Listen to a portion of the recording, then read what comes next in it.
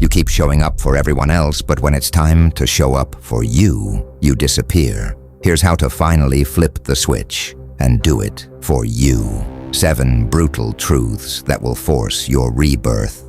1. No one is coming to rescue you.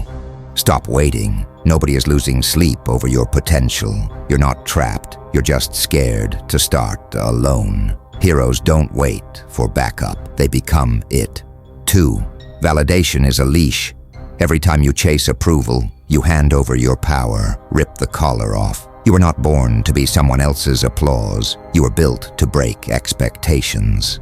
3. I don't feel like it is your enemy. Discipline doesn't care how you feel. Winners don't wait to be in the mood. They move in silence, bleed in private, and win in public. Do it, especially when you don't feel like it. 4. Pain is your ally. That ache in your chest, that's the upgrade installing. Growth never knocks politely. It shatters, burns, and rebuilds. Let it hurt, then let it shape you. 5. Comfort is betrayal. If it feels easy, you're getting weaker. The mind craves routine, but the soul wants war. Train in discomfort, live in fire, become the storm. 6. Your name is a legacy in progress.